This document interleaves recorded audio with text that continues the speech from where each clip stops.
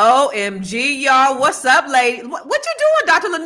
You over there in the drawer right now? What's going on, y'all? What's up? She putting that good shea butter on today. I'm loving it. Yes. She ready to put that work in, boo. Let's go. I thought I was going to be back before we went live. Busted. That's my good girlfriend, y'all. What's up, everybody? This is Fly Nubian Money podcast, where we help you to master your mindset and maximize your what? Yeah, we saw your lips, but we didn't hear your voice. It's all good. This is everybody participation today. Listen, today you're on mute. You got quiet. My bad. Okay, my bad. I'm sorry. So today, ladies and gentlemen, we are going to be talking about something every young professional needs to hear, y'all. And I got 4 of them ninjas at home. Why? Why, y'all? Why is Gen Z getting fired at an alarming rate? And what are they doing? What can they do to fix this? According to Fortune magazine, companies are really struggling with new hires, fresh out of college, citing issues like, no kidding, laziness, unprofessionalism, lack of initiative. Yeah. In fact, 1 of 6 bosses say they're hesitant to hire recent grads again, and some are even considering avoiding them altogether, which is good for us older people, right? Because now you don't have the whole ageist thing, right? Because they want to hire somebody who's reliable, who's not lazy, who's very professional. But is this really a Gen Z thing? Is this really a Gen Z problem? Or is this a generational clash between maybe old school and work ethics and new age expectations? Are companies failing to train young employees, or is Gen Z just not meeting the mark? Well, guess what? We're going to break it all the way down to the very last compound today with the most beautifulest, most amazingest, most wonderfulest queens on the mother effing planet, y'all. First up, listen, you see that? You see how I knew how to do that? I got my girl, my homie, and she's a doctor, Dr. Alicia. She is a therapist. She is a coach, and she's all the things therapizing. And this is what she's going to do. She's going to bring the therapy today, and let's wrap our heads around what the hell going on with these Gen Zers. And then we have the brilliance coach, the monetize your brilliance coach, Dr. Lene, and she's a doctor, y'all. She ain't no honorary doctor. She actually went to school and she did the things to become a doctor, not like me, who has a PhD, a public high school diploma. She has actually a real doctorate. And we're going to talk about how we can, I think she's going to come from the perspective of how we can just kind of help shape these Gen Zers and how to help them monetize their brilliance. Okay. And then we have over here the tax professional, Miss Moya. Now, Moya also, she's not only a tax professional, but she helps these young people get scholarships. So I can't wait to hear your perspective on that. And I need to actually talk to you. I just talk about it on my podcast about the need for these scholarships for my Gen Zers. And then we have Miss Lala. She is an international real estate agent. She's going to show you how to build generational wealth. She and hopefully, I know your mission is to help all the generations build their generational wealth, right? It's a whole thing. It's all about legacy creation. And it's me, your girl, Constance Carr. I am your wealth activist. I'm also crippled. So I almost sliced my 2 fingers off this weekend. Yeah, it was really, really bad. Really, really bad. Like really, really bad. I got a bunch of stitches. In any case, I'm going to tell y'all, one of these ninjas brought me some flowers and I was throwing the flowers away and the vase fell and I almost cut my fingers off. Anyway, but that's beside the point. We're going to actually talk about the Gen Zers. And I just really, before we start this video, you guys, I want to know, because I know, 3 of us have Gen Zers. And I know, Lala, is your son a millennial or is he a Gen Zer? He's not a Gen Zer. He was born in 87. So he's a millennial. Yep. Okay. What's your experience in working with just Gen Zers? Because we're talking about Gen Zers here. Well, a lot of the times I've actually tried to hire quite a few myself to kind of get them into the business and also kind of use their tech savvy, but I have not had any luck with them. They do not want to work. They want to play on the phone all day long. And this is just my experience because I have met a couple that were hardworking, but most of them see that they want to believe that there's this influencer money and not everybody can do it. And so they're trying to get into that. They do not want to sit down and pay attention. They don't want to listen to what you're asking from, and they don't take instructions very well. After five of them, I was like, that's all right. Lala know how to do this herself. That's all right. So I can't do it. I can't do it with them. Their attention span, what they expect, their lackadaisicalness with me trying to work with them, I haven't had a good experience. So okay, is that where you are in Portugal, or is that in the United States? In these United States? In the United States. In the United States. My California business. Okay, got it. Are you finding the same thing, Moya? What's your experience? Yeah, for sure. For sure. Oh, okay, stay right there. Is it because of where we are in society? Because when she talks about the lack of, attention span, is it because, of social media? Do you think because everything with social media is so quick? Like, what's causing this? I believe social media adds to it in the sense of how they receive information. So, I feel like it happens with every generation. Like us growing up, we thought we knew it all. And I think they really think they know it all because in TikTok, this is what they've heard. This is what they learned in less than a minute. So what they learned must be right. And what I've been doing that's worked for all these years is outdated. So they have their own view. And the fact that they call us old is just crazy. Like, Mom, you're ancient. Like, what are you talking about? It's like, yeah, it's crazy. So do you think, Dr. Lene, that it's a social media thing? Like they have the attention span of a gnat because everything is, a reel, the time of a reel. And so they're getting their information like super quick, like Moya said. I think it's a combination of things. I think it's a combination of just where they are in life. If you think about who you were and how you operated in your 20s, you thought you knew it all. So even before social media, when we were in our 20s, we thought we knew it all. I think it's exacerbated because of social media. So they're already in that phase of they smell themselves and they think they know better than you, right? My son calls me, you're so traditional. Traditional? I'm like, I'm a little old school, but traditional. I was like, you're getting it mixed up. It's not traditional to be on time for work, to do things a certain kind of way. That's not traditional. That's being an adult, not traditional. Right. Or he'll say, that's how they did it in your generation. We don't do that today. Back in your day. Back in your day. Yeah. And I'm like, certain things are just the same. Like what you're dealing with and what you're going through in your 20s, that's not a generational thing. That's everybody goes through that. Everybody thinks they know better than their parents. Everybody don't want to listen because we do it differently. And then when you get older, you'll realize that, dang, I should have listened. But that's just everybody. Like, but is it exasperated due to social media? I think it's exasperated. I think it's worse because they have the phones, they're looking down, they're not paying attention, they're not connecting. So it's worse, but it's also, we all went through it, just not like they going through it. Yeah. And it's also displayed on social media, right? So, their lives are on social media. And imagine if, I think you said it one time, Dr. Lene, you said, I'm glad social media wasn't around when I was doing my thing because God.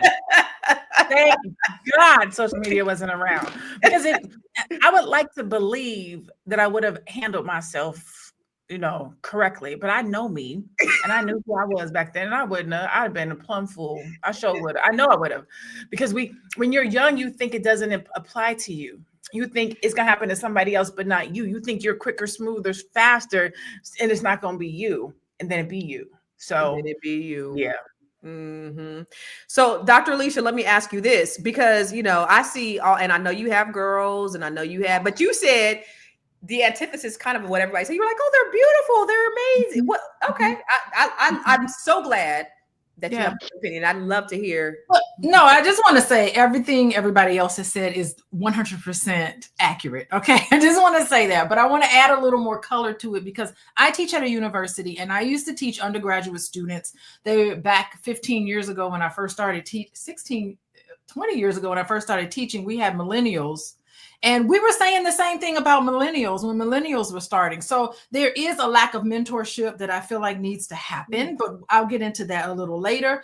I'm at the point now where I will not teach undergraduate students. Really? I am the most senior person in my university, in my department. And so when an undergraduate course becomes available, I am buttoning it up. I am taking first pick of the master students. So the master students are the best type of students to teach, because undergraduate students right now look different than how it looked when we were in undergraduate programs. They require a lot of attention. They require a lot of mentorship. Those soft skills they do not have. Our business school and some other departments at my university are now offering a 1-credit course called How to Learn Soft Skills to Get a Job. We're trying to have an extra course just on how to have small talk.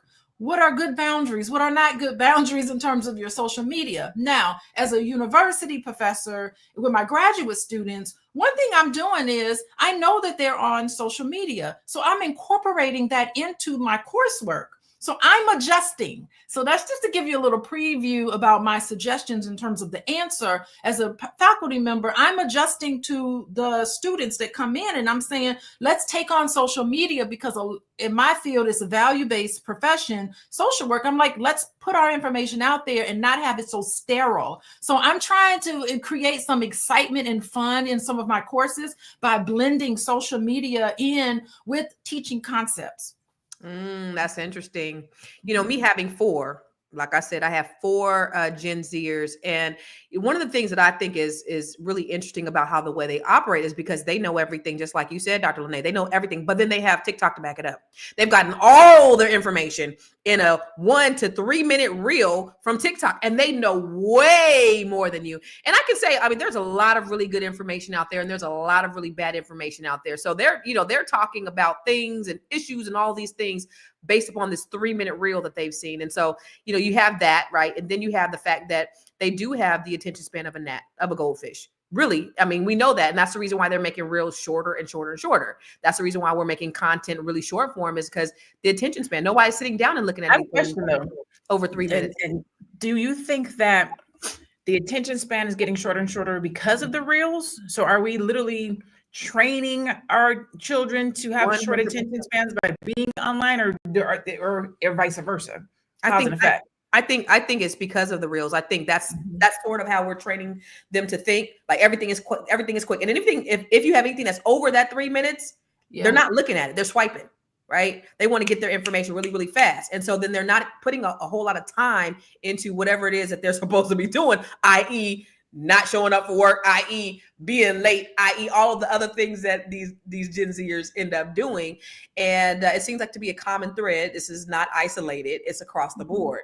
But we're going to talk more about it when we get back. And then there's a video that I want to show, that I want to run, just to kind of really get your ideas. And then for you guys watching, this is a dialogue and not a monologue, right? So what is your opinion? First of all, do you guys have any Gen Zers in your family? And what are your thoughts? Are they operating a little bit differently than the millennials and then the Gen X's? Because we're all Gen X's. No. I think you're a millennial on here, Moya. Are you a millennial? Yeah, millennial. I think I made the cusp, like technically, just made the cusp. She's still wet behind the ears. Okay, so do you think they're a little bit different than all the rest of us? What are your thoughts about the Gen Zers? Do they work a little bit differently? We'll talk about it after the break. Woo! It's a good show right here. But I'm biased. If you are just tuning in, you are watching Fly Nubian Money, where we help you master your mindset and maximize your money. My name is Tiara Williams. I'm also known as Miss Black Hollywood, and I'm the proud producer of this show because it is lit. If you want to receive notifications for when we go live Monday through Friday, 1 to 2 p.m. Eastern Standard Time. All you have to do is text the word Queens to 87948. That's Queens to 87948. That's QUEENS to 87948. Also, if you want to grow your money and not blow your money, all you have to do is go to flynubianmoney.com. There's all kinds of resources, there's courses, there's free giveaways. There's just no reason to be broke in 2025. All you have to do is go to flynubianmoney.com. Obviously, you don't want to be entertained here. You want to know enough to grow. Wait, I need to put that on a shirt. You got to know to grow. Got to know to grow. So know and grow with flynubianmoney.com. Girl, I actually have a shirt. It's called Grow Your Money and Don't Blow Your Money. Yeah.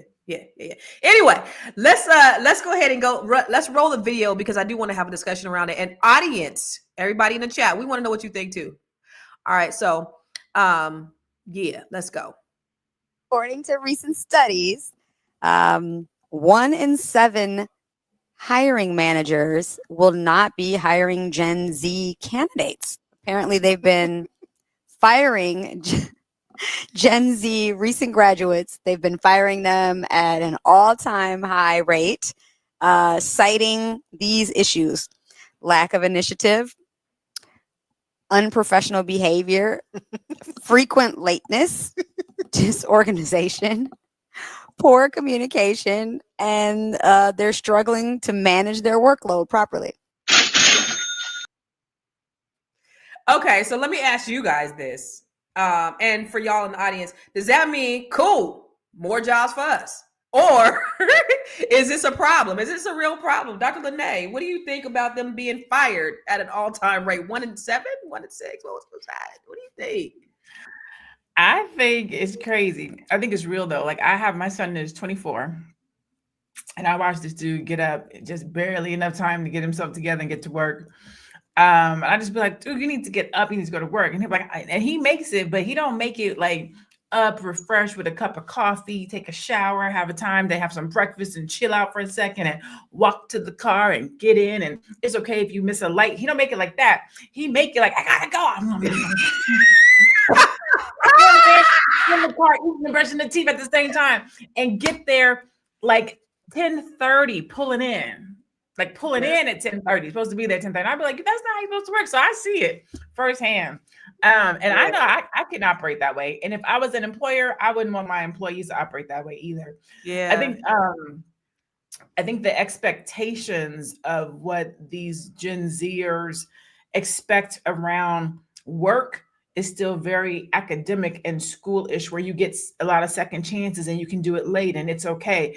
They think work operates that way and it doesn't. Yeah, I agree. I did a video last year, a few months back, about the same thing. My son was going to an interview. The cool thing is, what I learned when I was taking him is like, boy got a cold mouthpiece, which is good because I was interviewing him and I was like, okay, you said okay. However, one of the things that I was telling him, because he was getting there on time or maybe 2 minutes early, and I said, son, on time is late, early is on time, right? When I was 18, I had an interview at HP. This is how we built different. I had an interview on HP. I always make sure I get to anywhere I need to go at least 30 minutes early because of that. There might be that light or whatever, right? So I'm driving down 280 in San Jose and my tire blows out. I'm on 280. I got a pinstripe skirt suit on, and my daddy taught me how to change a tire.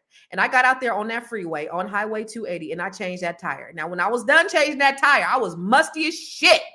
My stockings got a little hole in them. I had grease on my hands, but I still made it to that interview on time, right? And I was musty when I went up in there, but I let them see my hands.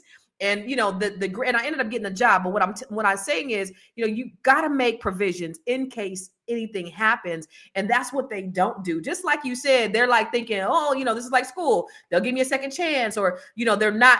Another thing is they're not dressing up.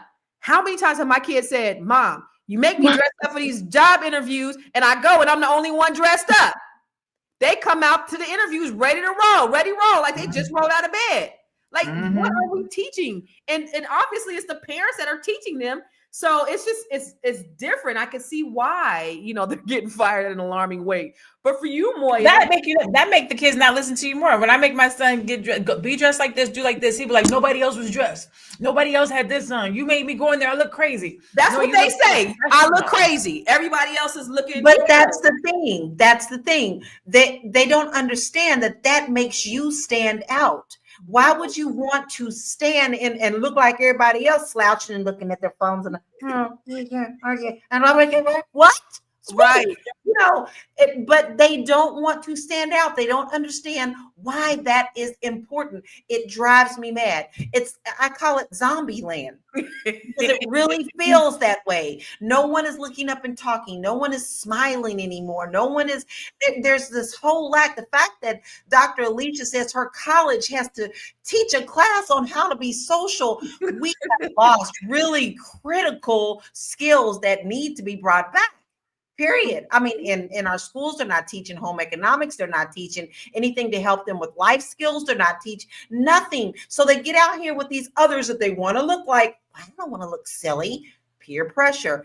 This has to stop. They're not going to get anywhere. And we are seeing that result of all these little zombies walking around. Right. What do you see the same thing, Moya? Yeah, for sure. We had this. So I was interviewing and I came across this and I thought he was perfect. He just had graduated from UC Berkeley. He's Asian. And I'm like, he's going to be great. There's nothing that's going to be wrong with this guy. All he has to do is film and edit our content. He's filming. He lasted probably 2 days. He was like, I'm dying. I'm not able to do this. And I'm like, all you're doing is filming. Like, this is nothing strenuous. And so I went home and I told my kids the exact same thing he said, because I want them to know, like, you guys got to be way tougher than this.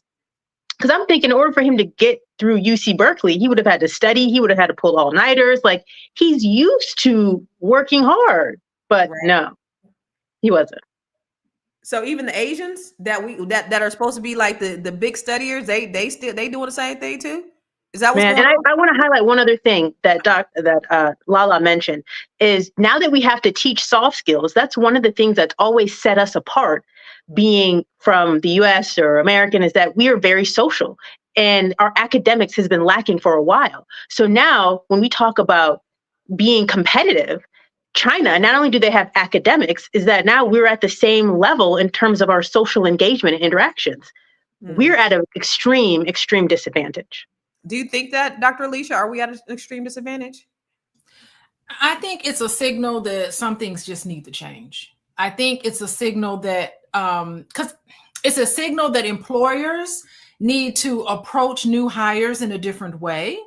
It's also a signal that young people just need mentorship. I do not enjoy calling an entire generation of people lazy, because that is ageism. Ageism goes the other way too. So, no one is going to pay highly skilled individuals because they cost too much. So they figure, let's just get younger people in because we don't have to pay them that much. So I think that it is a signal, and that things need to change. Employers need to understand who they're hiring, and understand too that a lot of young people who are in these jobs are criticizing work culture in a way where it's really legitimate. Some of the things that they say about work culture, they're actually spot on. So maybe it's a signal that the culture of work in this strenuousness that for an unnecessary reason, maybe some of those things need to change. So I think they need to come to the center a little bit and start mentoring people. And by the way, the high schools that my children go to, they teach them shop. They teach them cooking. They have to take a class on finance. It's required to graduate. Wow. So they have, like, my daughter took a class on baking, so a lot of these things are coming back into the high school, and they're teaching vocational schools. A lot of people are graduating with plumbing and all of those things. So it's not necessarily gearing everybody toward college. A lot of community schools, because ours is a community high school, their senior year, they're not even in the building. Their senior year in high school, they're out learning jobs and learning how to do hands-on stuff like plumbing and carpentry and things like that. And you could graduate with a cosmetology license and all of that. So things are changing and adjusting, but I don't think it's wise to demonize work setting. I don't think it's wise to demonize an entire group of young people who want to do work that feels good to them. Work that they feel like is fosters, like, seriously, if you start talking about values, what they value, they do very well in social. I'm gonna tell you what they value, Dr. Alicia. They value the soft life, is what these lazy ninjas value. That's what they value. They But if want you the approach soft them life. in a way where it's a moral purpose, you can inspire them to want to work. So if you can say, look, this is a greater good. What you're doing here is so important. Your job and the things that you're doing is so important that there's like a moral purpose. We can inspire a lot of young people to get into my profession of social work, to give back. Like, they see what's going on, the inequities, the social justice issues. We can galvanize them to get involved in making a real change for the world. And I think that can kind of spark them a little bit to want to grit things out and to work long days, because they can see the connection between what they're doing and the fact that it's really making an impact. Now, I can definitely agree with you on that. I think with social media, with all the negative things that come with social media, I think it can galvanize this generation to make real change. But we'll talk more about that when we get back from the break. I know you're busy, you got things to do, and you can't take us on the go with you every single day. Good news for you. We are now on Spotify. So if you can't watch us, now you can listen to us on Spotify. Search Fly Nubian Money and all the episodes shall appear. All you have to do is like, subscribe, leave a 5-star rating, leave some comments, tell people how you love us, so that when other people come along and are looking for a great show to watch, they can find Fly Nubian Money too. One last thing, and just in case you've been sitting under a rock, Fly Nubian Money now has an investment club. We are the Fly Nubian Money Club. It's easy. All you have to do is go to flynubianmoneyclub.com, and I am committed to bringing in top experts from all industries to help you level up. They're teaching us the skills that we need to compete in this market. We often say that nobody is coming to save us, not the government, but guess what? We're coming to save us. I'm coming to save you with the Fly Nubian Money Club. So listen, all you have to do again is go to flynubianmoneyclub.com. We have a 30-day free trial set up just for you, just for those people that are struggling. Even if you ain't struggling, you ain't got to struggle. I'm coming. Okay, let me stop playing. I'll see you soon. Lord, she said y'all ain't got to struggle, baby. Okay, listen, we have another video I want to take a look at to just further this conversation about your raggedy ass kids. Let's roll this up. This is for companies that post on LinkedIn. If you're not a company that posts on LinkedIn, keep scrolling. Entry level does not mean 3+ years experience. Remote does not mean you're in the office 4 days a week and at home for 1 day. Competitive salary does not mean $50,000. Good benefits does not mean 10 days of PTO a year. We're straying further and further. And they say, oh, Gen Z lies on their resumes. Gen Z doesn't want to work. Let's be so honest right now. That's not true. You could get by in like the 70s, 80s, 90s with a cherry and a nickel to your name. We need more than that. Sorry, Barbara, we need more stability than a cherry and a nickel. Oh, pro tip, don't go on Indeed. Don't go on ZipRecruiter. Don't go on any of those spam sites. I like LinkedIn. Is it the most truthful? No, but it's not really their fault. However, they could do a better job at regulating job listings. Yo, the entitlement, yeah. Lala, the entitlement is really real. Like, these kids are just ghetto for no reason. What do you think about what this little youngster had to say? I get you, Dr. Alicia. I understand we don't want to put labels on everybody, but let's just speak the plain truth. This is what the experience is. Yes, we say, when we say things, we don't mean everybody's included, but in general, the majority of them motherfuckers. But go ahead. I really don't get this. I can't understand this, because work ethic was put into me very early. Even before I was able to earn money, I was to volunteer in the summer for something that made a difference. I sang and worked at the nursing home in our neighborhoods. Just the entitlement that you are thinking that you're going to earn something. See, a lot of the kids that I tried to, and I keep saying kids because that's how they were, they just couldn't communicate. What they thought was, oh, everybody told me real estate. Look at all that big money you making. But then when they turn around and they see what all that went into that, the searching of your own clients, the on the road, the advertising, the teaching, the everything, they went, that don't sound appeasing. They want to get in and earn for doing nothing. And I have a problem with this. Even my son has a good work ethic. He's 38 years old, but he's been working since he was 14. So this is a new concept to me of them not wanting to work, that they want people to hand them this money for just being me. And I need mental days. I need 5 mental days. No. You can get through this. You don't have the life skills, but guess what, baby girl?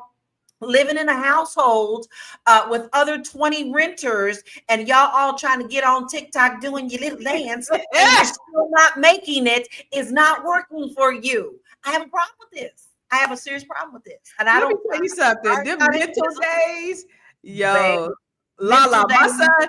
My son said that last year. Mom, can I have a mental health day? What the? It's a mental health day, yo. What are you mental? If you don't get your ass to school day right now, and when you get home, you could relax day your ass to school. Moya, No, we got an email from my children's high school, and they said every child has a 3-day mental health day, and it's excused absence, no questions asked. And then, but my daughter exercised it one day, and she's like, the social worker and the counselor was calling me up trying to book sessions with me. Yeah, so they actually have a 3-day mental health day for all of the high school students, at least. Yeah. Moya. I live in Illinois, so that just tells you we're a little progressive here. So I love it. Not. I mean, we would definitely love it to see it in Chicago. Chicago needs it. I think I'm with Lala 100% on this, just because it's really, really frustrating. I remember starting to work at 14, and because I didn't want to get sent home, I would just find something to do. I would wipe a table 5 times because I'm like, I want to work. I don't want you to send me home.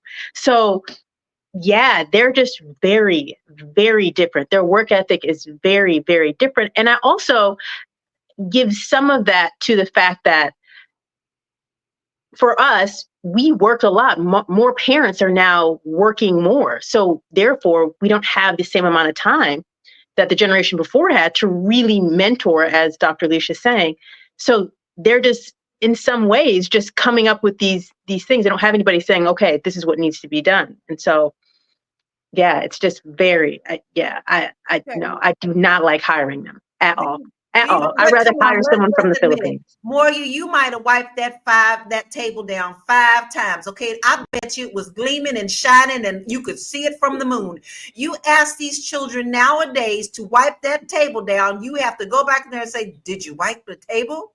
Because or did you bother even sweep up the floor?" This is a problem. It's a problem. These lazy bastards. You know, when you talk about the mental health days, though, it's crazy because, like, okay, you got you mentally you can't cope, then you mentally can't play the game, then you mentally can't be on this goddamn phone on TikTok, then you mentally can't watch TV. Okay, so since you need a mental health day, then you need to mentally sit up in this room and watch these walls and think about why you need a mental health day. But y'all want to play the game? What, girl? Dr. Lene, what do you think about what she said? This chick wanted. She's like, listen, corporate America's ghetto, and your little pennies and the spam page called LinkedIn and $50,000. Like, what? It's a catch-22. It's a catch-22. I'm not saying that she is wrong or right, but I am saying $50,000 is not a lot of money. It isn't. And entry level, it's not 3 years. That's not wrong. She's not lying. Is the demeanor and the gall and the audacity with which that's what it is. The Gen Zers, the entitlement, because in our generation, we didn't think it was right either. We just showed up and took it. They pushed up against the machine. They like, we ain't doing it. Our parents came in here and worked hard for nothing, cherries and nickels. We ain't doing it. We don't want that life. So that's the crazy part. What they're saying isn't wrong, but when it was our turn, when we went in there, we just put our head down and we took it. We just went to work, took the cherries and the nickels, took what we could get, worked extra hard, maybe worked 2 jobs. They like, we don't want to do that. I want to work 1 job. I want to make all my money from this job. I want all my vacation to come from this job. And I need my rest days and I want to sleep in. They've taken a different approach, good or bad, right or wrong. The things that we were just like, this is how it is. This is what corporate America is like. They're going to only pay you a little bit. They're going to expect a lot. And you just have to go and work. That's what we're going to do because we got to take care of our kids. They like, we ain't doing it. And I think because there's, of course, the world is totally different than when we grew up, and there's so many more opportunities. Like these kids are, like you said, Kais and Nat, they're millionaires right now. They're going online. They're content creators, and they're making millions of dollars. But Kevin, he said, will it fix itself, Dr. Alicia? When they become the employer, will it fix itself? What's going to happen with these children who are complaining? How is this going to fix itself? Is it going to fix itself? Dr. Alicia? I don't know. I think we need to start teaching young people we need to take responsibility for this issue. And we need to teach young people that life is going to give you challenges. And it's a test for you to resolve this, to overcome something difficult. But we need to respond to them with compassion and understanding, because that's always important. But we need to foster that, it is challenging, but this is how you grow. This is how you have resilience. Difficult situations call for grit and courage. And we need to cultivate fortitude in young people to help them uncover a deeper sense of meaning, even in adversity. We have to say life is always going to be some sort of test and challenge, but you have what it takes to overcome it. And I think that is how they have to grow. So I think struggling is something that we have taught a lot of young people they don't need to have. They don't need to do. You don't have to struggle or face something that's difficult or hard or something that, hurts your feelings. We have to teach people that, these things are going to happen, but you have what it takes to overcome it. You have the fortitude. Fortitude is what we need to start teaching and mentoring young people on how to do, because they're smart, they're creative. It's a beautiful thing, to have fresh minds look at things. One time, I'll share a story. I was driving downtown Chicago with my then 12-year-old daughter, who's 17 now. And I showed her this Miles Vanderohe building that I used to work in when I was a network analyst for Blue Cross Blue Shield Association.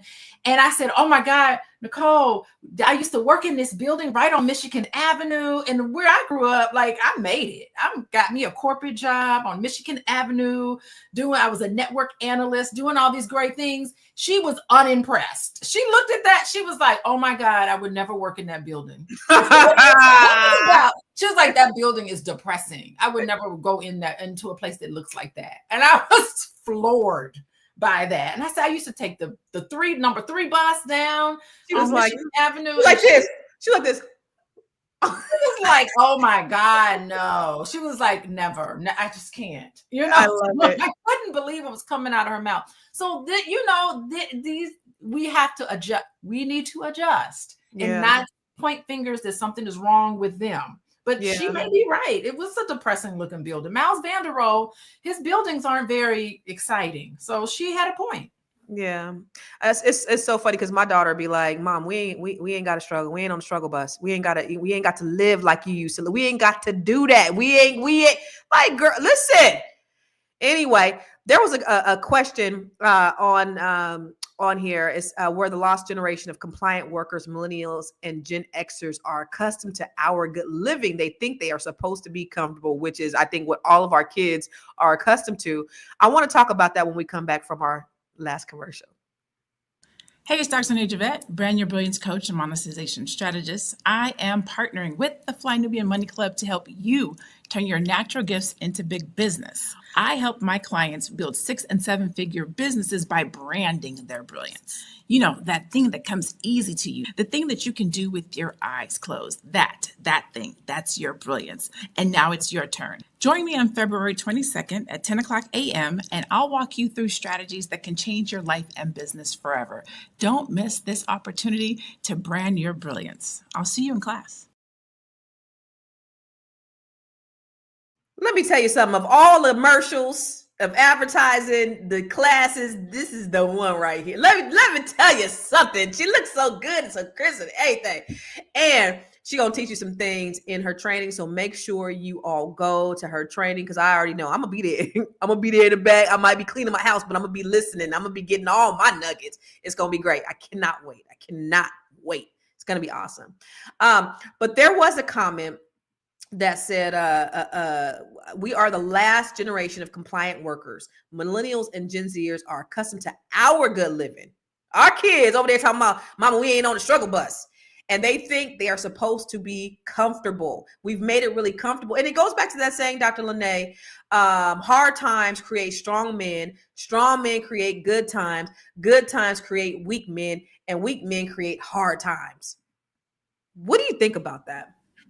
I think it's true. I think when we grew up struggling and we said we want to do something different for our kids, we don't want our kids to struggle. And so it's not that we did not struggle, it's that they didn't see it. Right. When we grew up, we saw our parents struggle. We felt the struggle, right? And when our children are growing up, we were struggling. They didn't know it. We were struggling. They didn't feel it. They still have Starbucks. The first time I went to Benihana's, my mom took me and my cousins. We were going to see a concert, The Boys, in Palm Springs. Girl, me and my son eat at Benihana's on a Tuesday because I don't feel like cooking. Right? Like you were like, hey, can you pick up some Benihana's on the way home? Yeah, hold on. Yeah, I'll stop by the can call it in. Like, it's a completely different life. It's not a special occasion. It's a Tuesday. I don't feel like cooking. Let's just roll to Benihana's real quick. Like, it's not a specialty thing anymore. So that's number one. We haven't shown our children the struggle. Number two, we didn't allow them to struggle. One of the things that me and my son fight about today, like he pushes up against me, is when he was about 14, 15-ish, he wanted to get a job. And I was like, why? Like, you don't need a job. Like, you're straight. Like, just focus on school. You're good.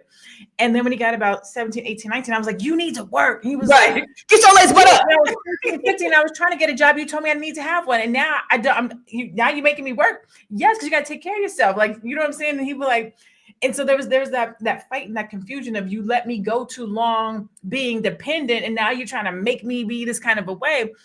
Thank the Lord. I was just telling Tiara, he bought his first car this weekend. He got a 2025 K4. He bought it on his own, and then tried to show me out this morning on the way to the office because he's tried to tell me I make him late. So he left like 25 minutes before me this morning. Like, I told you I could be to work on time. Okay. I love it.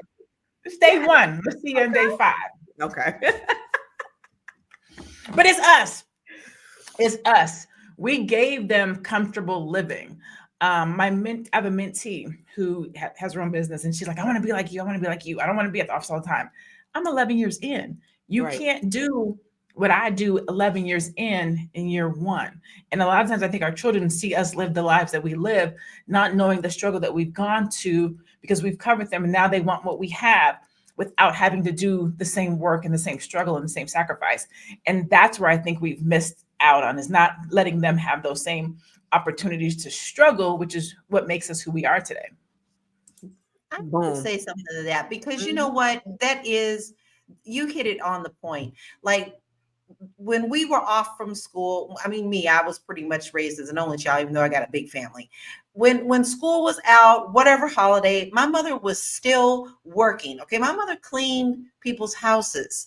On the days that she was off, guess who went to go and clean houses with her? That was expected. So it wasn't lost on me how hard my mother worked. And it made me think a lot of the times before I asked for anything, because I knew how hard she was working. When she was scrubbing floors, so was I. And I think that a lot of the times we do not show our children that struggle. My son did see my struggle because we let him know, and we also showed him. And when he could help, he could help.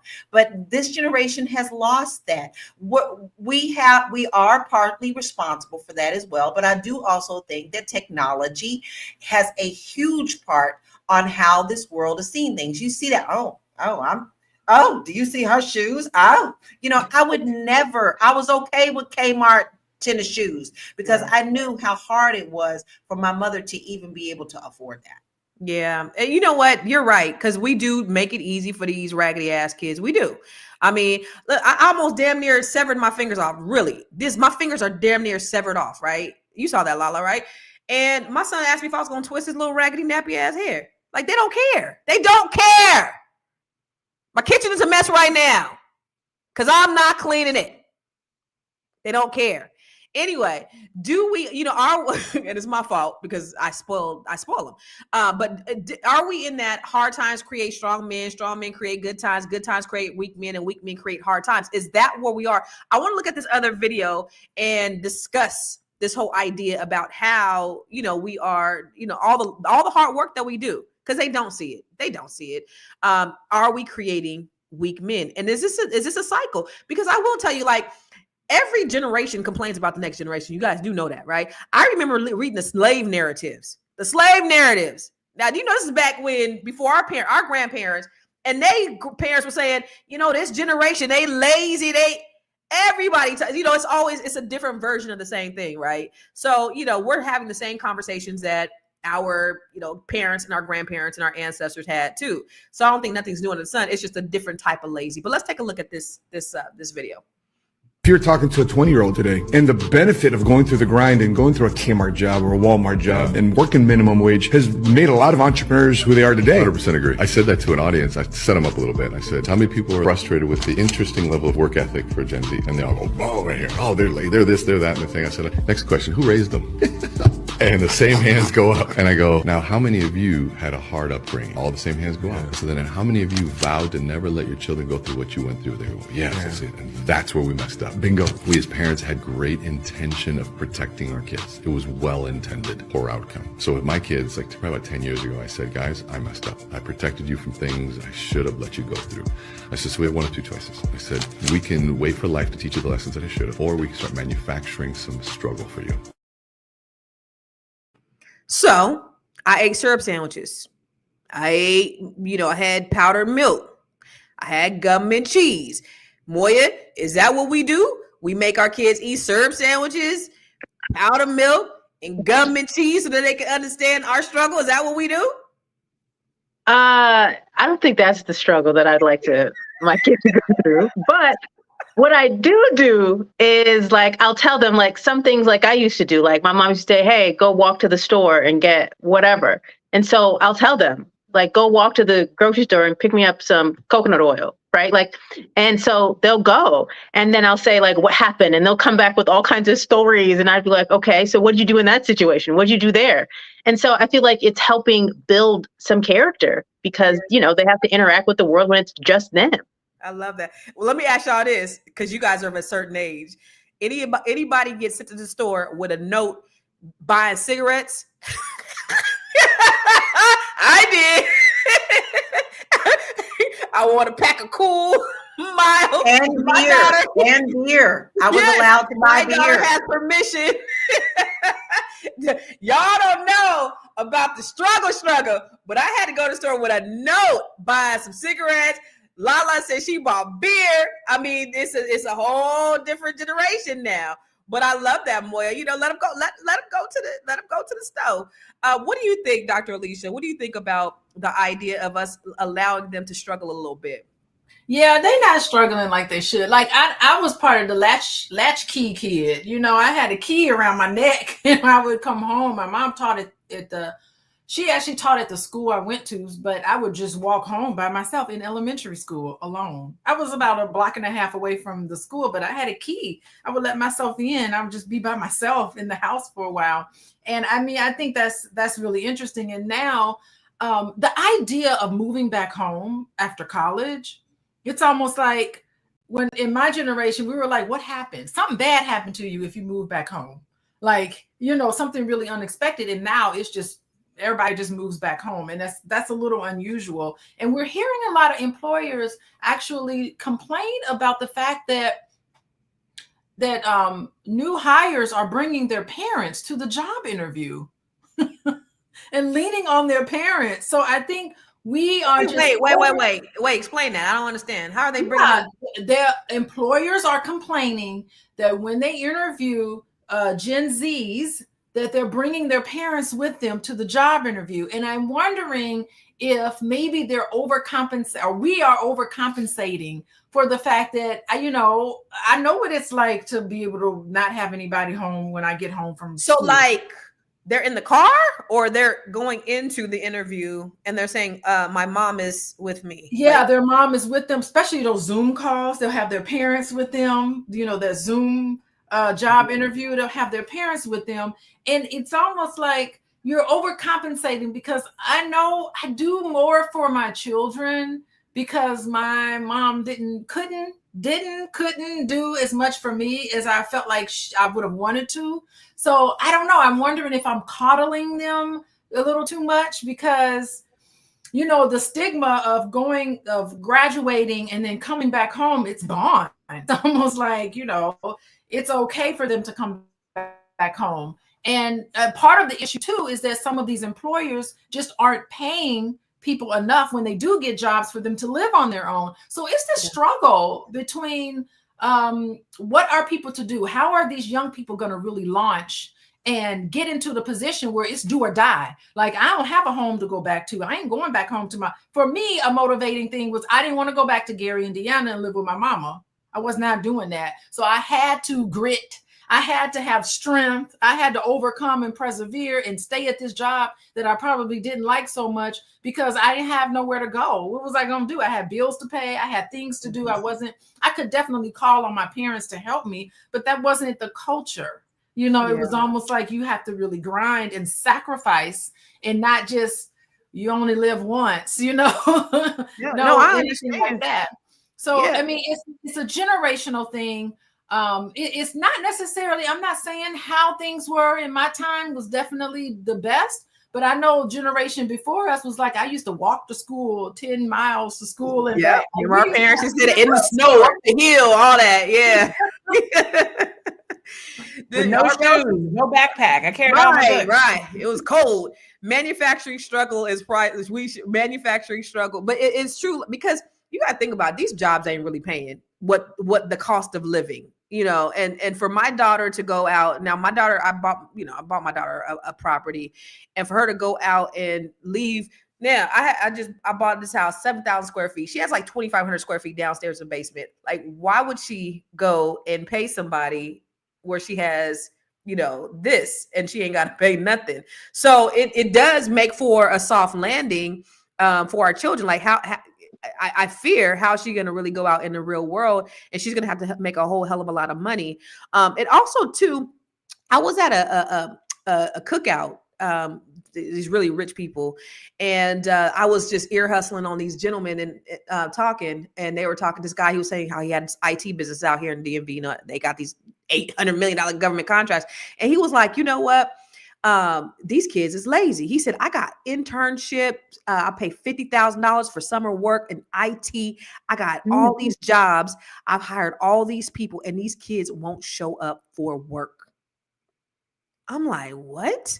He's like, a summer job paying $50,000, and these kids won't show up for work. And I was like, $50,000 just for the summer? Just for the summer.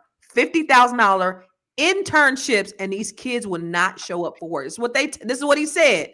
How old you got to be? Right. You're right. Y'all still taking internships. and I said, Lord, please. And they're all Black people. Please don't say my babies is. And he was like, and he was like, they ours. And he's basically saying our kids don't want to work. That was the conversation. He was basically saying Black kids don't want to work.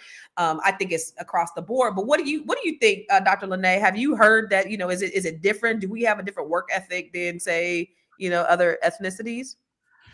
I wish I knew more white people to be able to answer that question.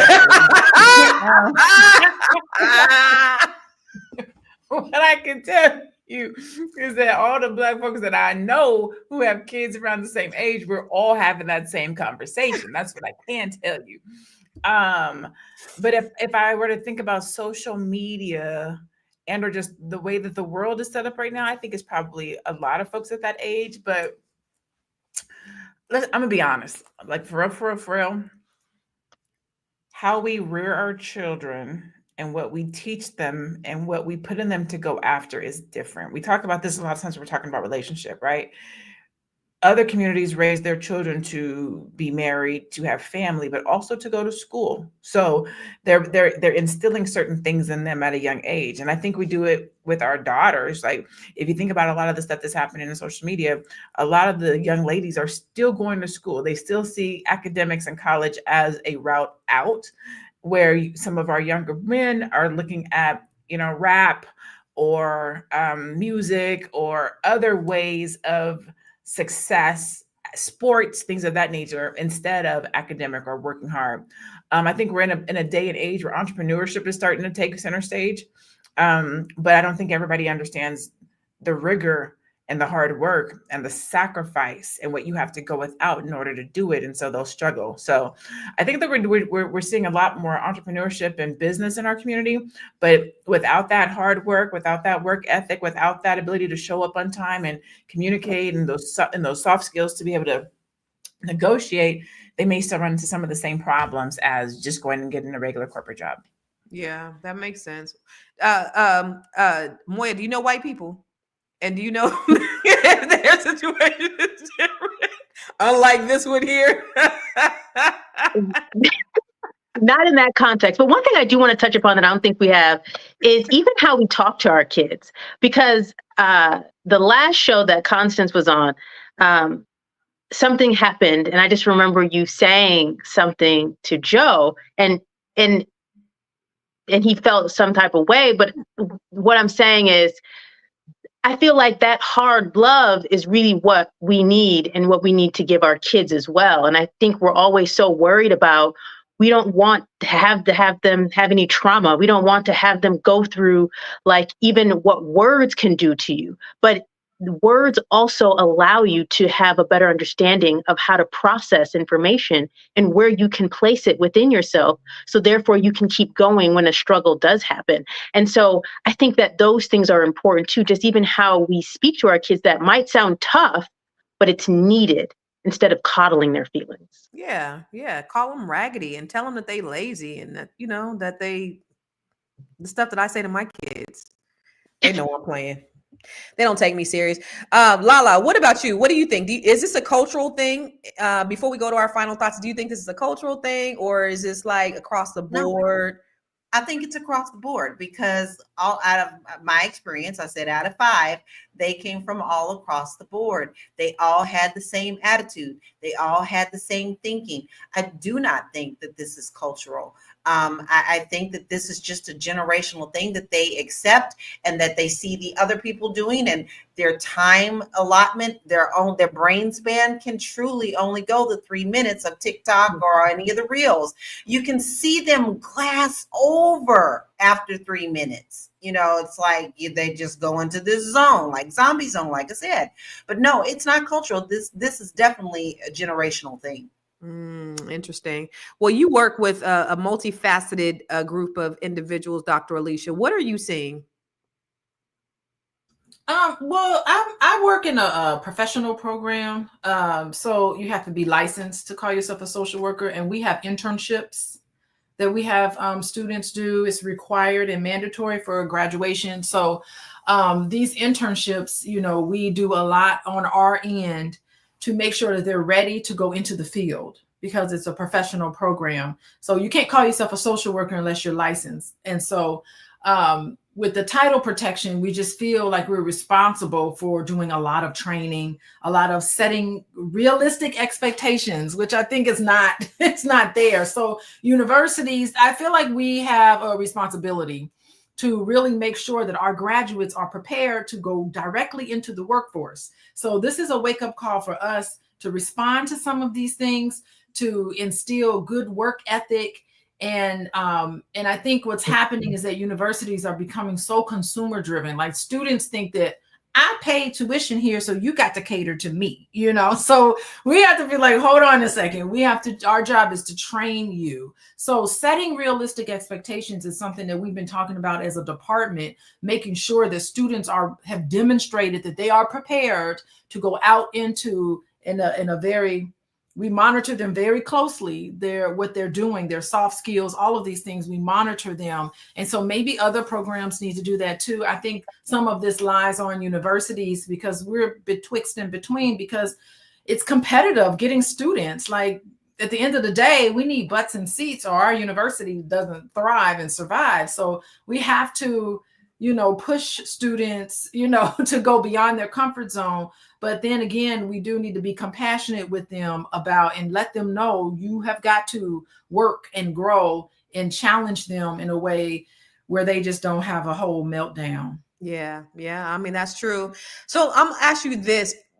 For me, I learn a lot from my kids, honestly. And I think it's a good thing. I think we definitely have to steer and we have to mentor and we have to guide them in the right direction.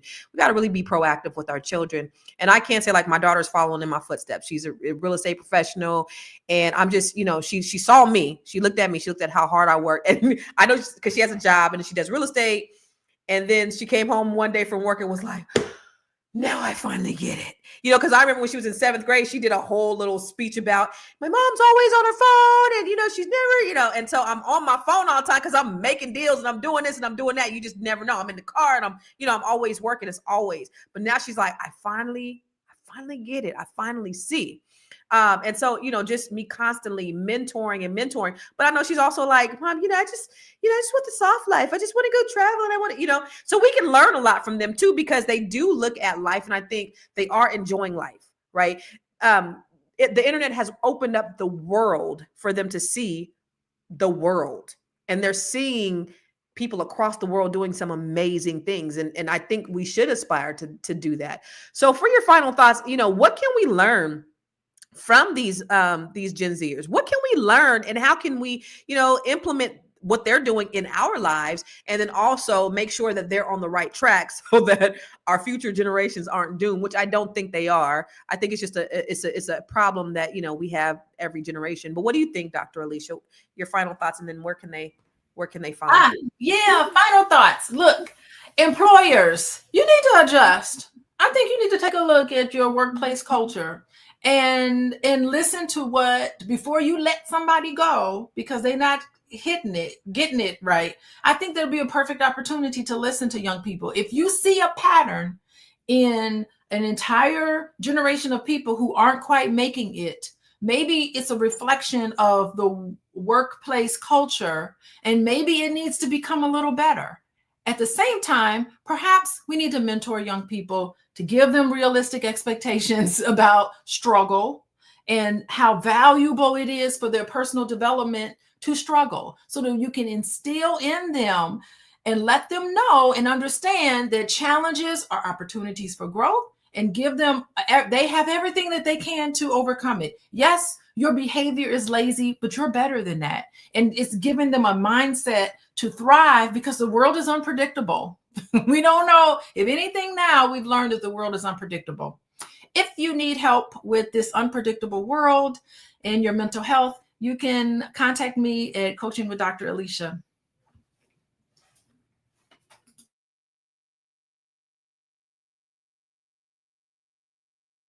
Can't hear you.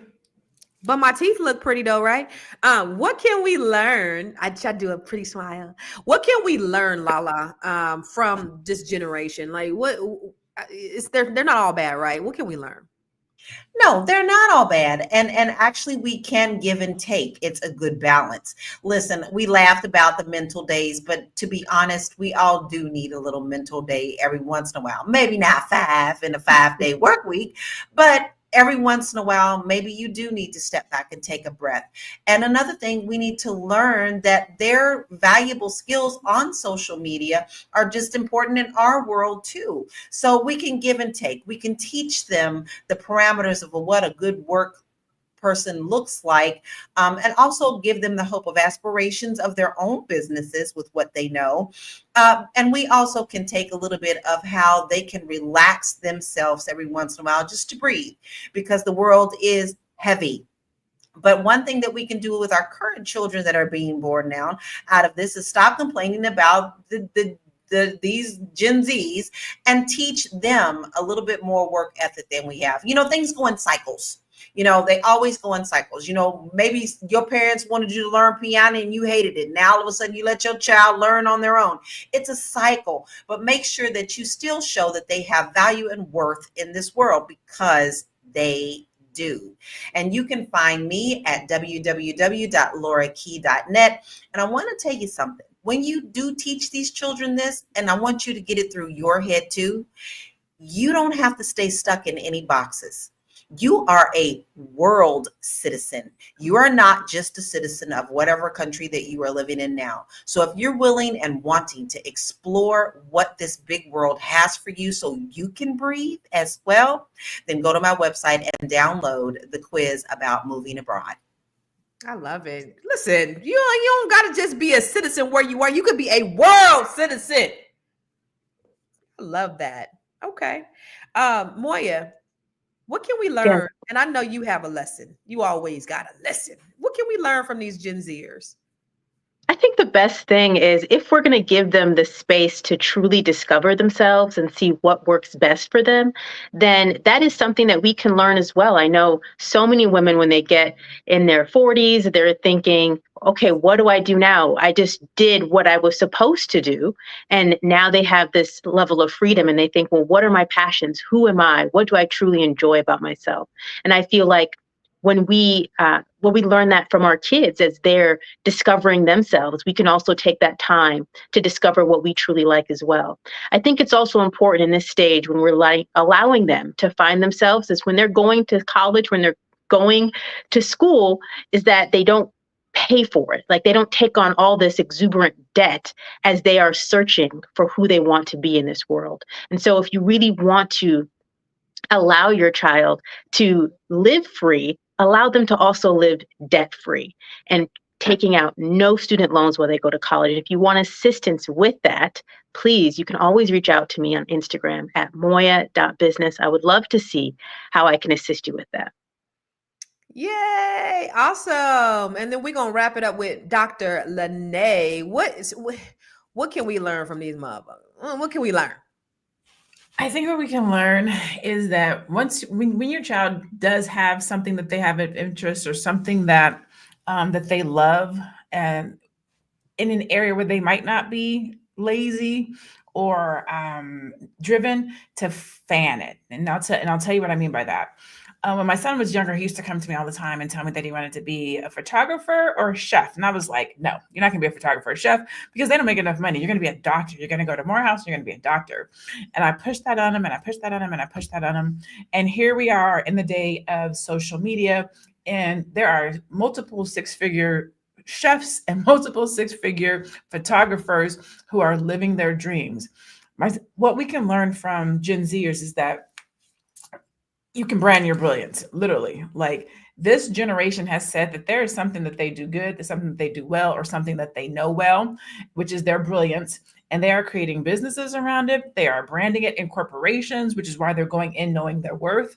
And they're just doing things differently. Where we came from a space of, we're going to do what we're supposed to do, and we're going to do what has to be done. These Gen Zers, a lot of them don't have kids. They haven't had kids early. So they literally get to live a life of brilliance, where they can say the type of work that they want to have. They can become influencers. They can reinvent themselves as chefs or photographers and make a living.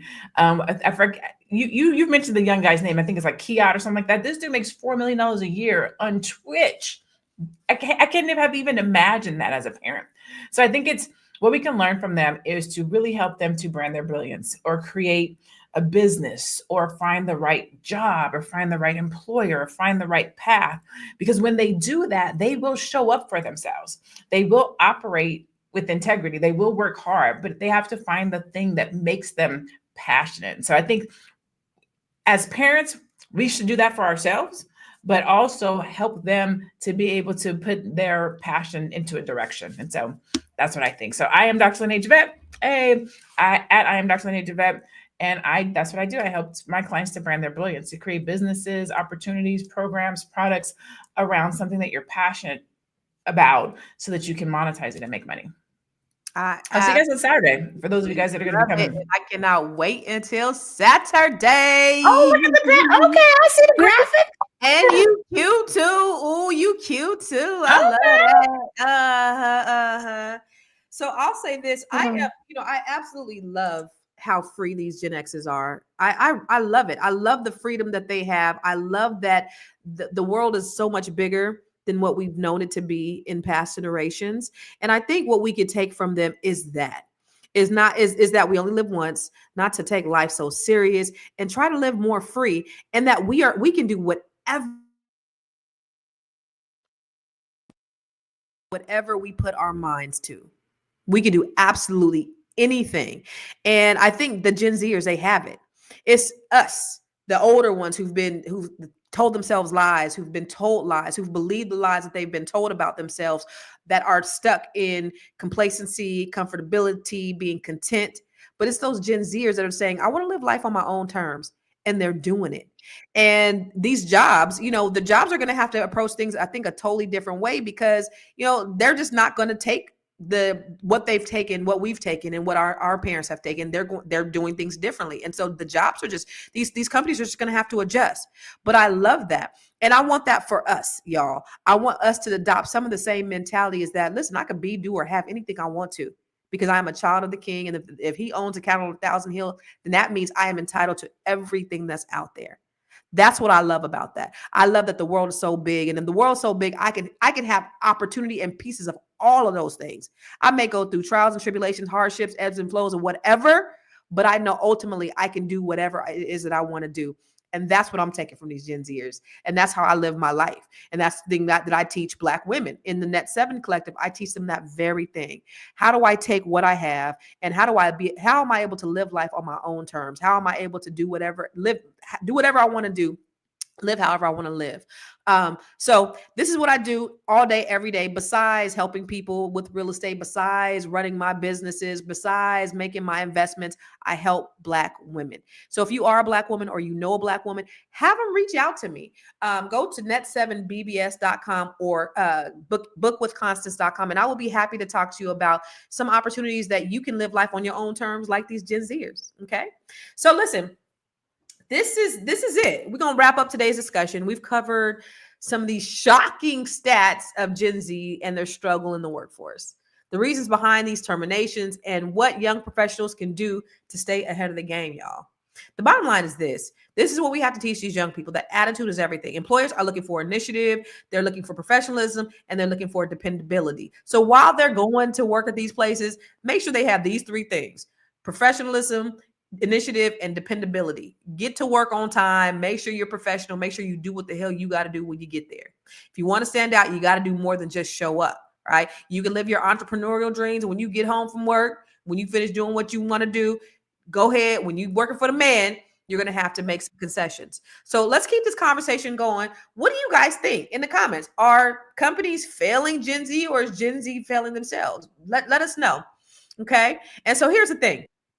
You can watch us every single day at 11 a.m. We're here 5 days a week, Monday through Friday, 11 a.m. Eastern, 8 a.m. Pacific, where we talk about everything. And we have some of the most brilliantest queens on the planet having these great conversations about whatever. It might be gossip, it might be political, but it's all for the betterment of our people. And I love it. And I love having these highly intellectual, highly stimulating conversations with some of the most brilliant minds in the country. So you can check us out every day here, or you can go to Spotify and search for Fly Nubian Money on Spotify, and we are there. So if you can't watch us, you can listen to us, okay? And remember to text the word Queens to 87948 if you want to get notified when we come live. There's also some specials that we got, and there's also some things that Dr. Boyce is doing, and there's also some things that they're doing with the Fly Nubian Money Club. So if you want to get all this information, text the word Queens to 87948. Other than that, we love to see you. We'll be here tomorrow, same time, same bat channel. And listen, oh, Grow Your Money Club. Look at Sophia, the Grow Your Money Club. Me and Tierra, we come on here 8 a.m. every morning, 11 a.m. Pacific, Grow Your Money podcast, and we talk about some really good shit too. All right. Thank you guys. We'll see you tomorrow. Same bat time, same bat channel. And we're going to do our Black History Month spotlight, right? I think we got a Black History Month spotlight. Let's go ahead and take a look. Dab was the unofficial greeting of one blood to another, an occasion of endless handshakes and grips, a 2-minute way of saying, you are my brother and I will die for you, and meanwhile, blood, I'll see you back in the world. This is the greeting. This is the greeting of the brother, of my brother. I'm glad to see him. I don't have to know his name. Just the fact that he's black is good enough for me. DAP is an acronym for dignity and pride. Like if I look at him and we know exactly what we're doing there, and we know what we're communicating. It's code. What are you communicating there?